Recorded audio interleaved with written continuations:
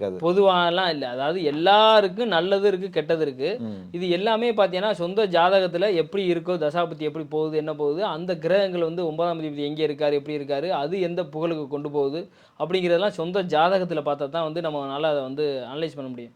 நம்ம பொதுவாகவே சென்ட்ரலாக வந்து இப்போ பார்த்தீங்கன்னா இப்போ புதையல் யோகத்துக்கே விருச்ச ராசி விருச்ச இலக்கணத்தை சொல்கிறோம்.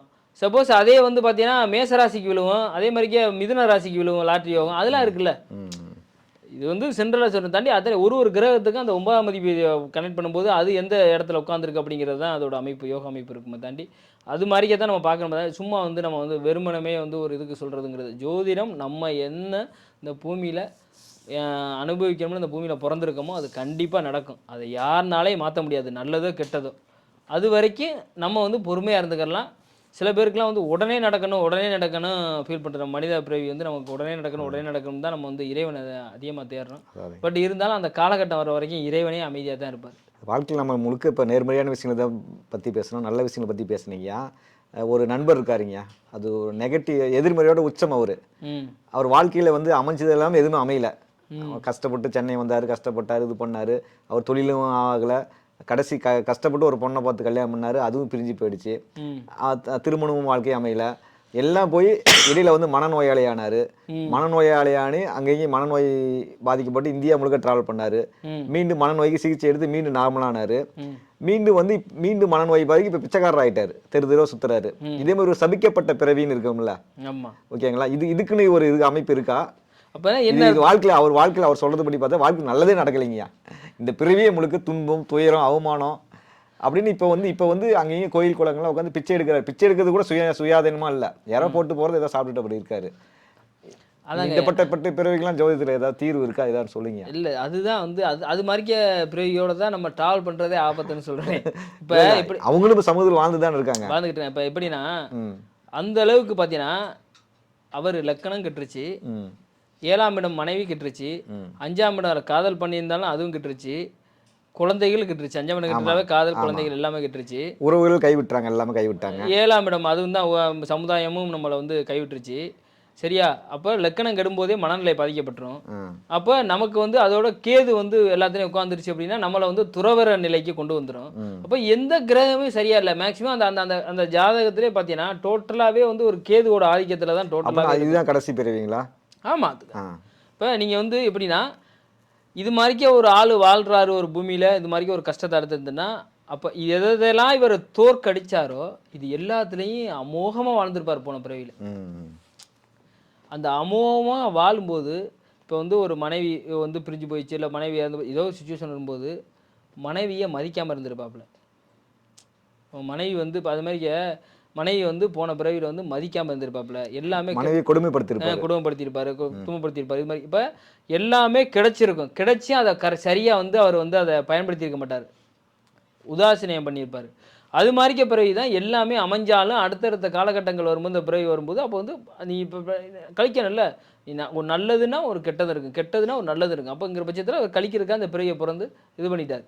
அதுதான் வந்து அந்த அது மாதிரிக்க ஒரு அமைப்பு. நம்ம அது மாதிரிக்க பணத்தை மதிச்சிருக்க மாட்டார். இப்போ இன்றைக்கி வந்து அந்த நிலைமையில் இருக்காருன்னா பணம் இருந்திருக்குங்க, பணத்தை ஜாலியாக செலவு பண்ணியிருப்பார், அதை குடும்பத்து செலவுனாமே வந்து உல்லாச வாழ்க்கையில் செலவு பண்ணியிருப்பார். இது மாதிரிக்கெல்லாம் என்ன ஆகுது அப்படின்னா அந்த கர்ம வினை வந்து டோட்டலாக எல்லாத்தையுமே கெடுத்து விட்டு அடுத்து அவனை வந்து சன்னியாசியை ஆக்கி விட்டு அது மெண்டல், அதுவும் சந்திரன் ராகலாம் இணைஞ்சிருந்தால் இதாகவே ஆயிரும்.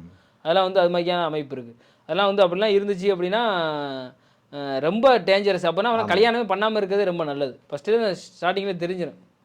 இப்போ ஒருத்தர் வேளச்சேரியிலேருந்து ஒருத்தருக்கு ஜாதகம் பார்த்தேன் சென்னையில். வேளச்சேரியில் அவர் பார்க்கும்போது வந்து நம்மகிட்ட ஜாதகம் பார்த்தாரு. அப்போ நேரடியாக வர சொல்லி வாஸ்து சம்மந்தமாக வந்து பார்க்கணும் அப்படிங்கிற மாதிரியா சொல்லியிருந்தாப்புல. நம்ம போய் வாஸ்துங்கிறது பார்த்தோம். அந்த அம்மாவுக்கு நடந்துக்கிட்டு இருக்கு. அப்போ கேது திசை நடந்துக்கிட்டு இருக்குங்க ஐயா.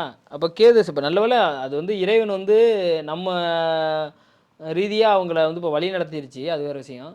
நான் போய் பார்க்கல அப்படின்னா அதில் ஒரு உயிர் போயிருக்கும்.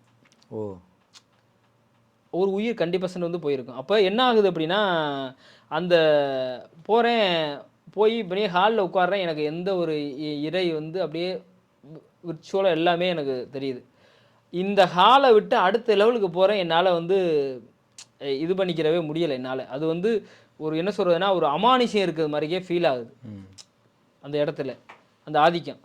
அது ஒரு முடியாத அம்மாவை என்ன பண்ணியிருக்காங்க பார்த்தீங்கன்னா, ஈசானி மூலையை வடகிழக்கு மூலையில் போட்டு வச்சுக்கிட்டு கீழே அந்த கழிவு நீர் குழாயை பதிச்சு வச்சுருக்காங்க. குழாயை போட்டுட்டு ஒரு மோட்ரு, இந்த தண்ணி motor, current motor, meter box எல்லாமே அந்த இடத்துல வந்து ஈசானி மூலையில் வடகிழக்கு மூலையில் வச்சுக்கிட்டு அந்த அம்மா பெட்டு போட்டு அந்த அம்மாவை பெட்டை சுற்றி இந்த துணி இருக்குல்ல, பழைய துணி, அதெல்லாம் மடித்து அப்படியே வச்சுக்கிட்டு இருக்காங்க. அந்த அம்மா படுத்துருக்கு. அம்மா அந்த ரூமுக்குள்ளே படுத்த உங்களுக்கு தூக்கமே வராதம்மா, ஒரு மனநிலை மாறி மாறி பேசுவீங்களே அப்படின்னு அதை கேட்குறேன். அந்த அம்மாட்ட கேட்குறேன். அந்த ரூமுக்குள்ளே படுத்தனா ஏதோ ஒன்று ஓடிக்கிட்டே இருக்குது, மூளைக்குள்ளே ஓடிக்கிட்டே இருக்குது, என்னால் தூங்கவே முடியலை, எனக்கு எங்கிட்ட மாற்றி கொடுங்கன்னா மாற்றி தர மாட்டாங்க அப்படின்னு அந்த அம்மா சொல்லுது. ஏதோ அந்த வயசம்மா. அது என்ன காரணம் அப்படின்னா, அந்த மூளைங்கிறது ஃப்ரீயாக இருக்குது, இறைவன் இருக்க மூளை. சரி, புரிஞ்சுக்கிறேங்க. இப்போ நான் அந்த இடத்துக்கிட்ட போகலைன்னு வைங்களேன், இப்போ அந்த அம்மா இறந்துருக்கும். இந்த கேது திசை 8லேருந்து கேது நடத்திட்டு இருக்கு. அப்போ நீ எதையுமே ஆசைப்படக்கூடாது. இப்போ நீ ஆசைப்படாமல் தன்னிலே ஏதாவது யோசிச்சுட்டு இருந்தீங்க அப்படின்னா எந்த பிரச்சனை இல்லை, இறைவனை மட்டுமே நாடிக்கிட்டு. இந்த காலை தவிர இது இடத்துலையும் சனியோட ஆதிக்கத்தை உட்காந்துருக்கு. ஆல்ரெடி உங்களுக்கு கேது திசை போயிட்டுருக்கு. இப்போ டோட்டலாக வீட்டுக்கு ஃபுல்லாகவே சனியோட ஆதிக்கம் இருக்குது. அப்போ கேது சனி சேர்ந்துச்சுன்னா மொத்தம் முடிஞ்சு, புரியுதா இல்லையா? இப்போ அந்த ஆதிக்கத்தில் வீட்டை இருந்துட்டு இந்த ஹால் மட்டும்தான் இது மாதிரி இடம் மட்டும்தான் ஃப்ரீயாக இதாக இருந்துச்சு. இந்த ரிலீஃப் நல்லா டோட்டலாக தெரிஞ்சிச்சு, நல்ல பிரபஞ்சத்தோட சக்தி தெரிஞ்சு. அதுக்கப்புறம் நம்ம சொல்லி அந்த டயத்தை வந்து இந்த டயத்தில் குறிப்பிட்ட டைம் குறித்து கொடுத்துட்டு வந்தேன். மாறியே ஆகணும், மாறலாம் உயிர் போயிருந்தேன். இப்போ இந்த மாறிட்டோம்னு அந்த வாட்ஸ்அப்பில் முந்தா நாள் போட்டிருக்காரு. சரி. வீடு மாறிட்டு ஐயா நான் ஒரு ஆஃபீஸ் வேலைக்கு, பொருளாதாரத்தில் அவ்வளோ கஷ்டப்பட்டு இருந்தாங்க, ஆஃபீஸ் வேலைக்கு போக ஆரம்பிச்சிட்டேங்கய்யா, இப்போ நல்லா இருக்குங்க ஐயா, இப்போ அடுத்த கட்டத்தை வந்துருங்க ஐயா, நான் மறுபடியும் சென்னை வந்தீங்கன்னா எனக்கு ஃபோன் அடிங்க ஐயா அப்படின்னு அவர் வந்து நம்மகிட்ட வந்து பேசுகிறாரு. புரியுதா? அதுதான் இப்போ அவங்க அது எவ்வளோ பணம் சேர்ந்தாலுமே நம்மளோட தங்காது. அந்த மூலையில் போகும்போது நோயும் வரும், பணமும் எவ்வளோ தங்காது. டோட்டலாகவே சனி கேதுவோட ஆதிக்கம் இருக்கும்போது நீ எப்படி நீ வளர்ச்சி அடைவேன் டோட்டலாக இது. அப்போ அந்த இடத்த விட்டு நானோடனே இப்போ வேலையும் கிடச்சிருச்சு, அவங்க வந்து அந்த உயிர் பயமும் இப்போ போயிடுச்சு. இந்த அம்மா அதை கெட்டியாக பிடிச்சிக்கிட்டப்ப எதை ஆசைப்படுறோமோ அதை துறக்கணும். ஃபஸ்ட்டு கேது தசை நடக்குதுனாவே துறக்கணும். அடுத்து சுக்கிர தசை வரப்போகுது உங்களுக்கு, அது கொடுத்துரும் பெரிய லெவலில் பிரம்மாண்டத்தை.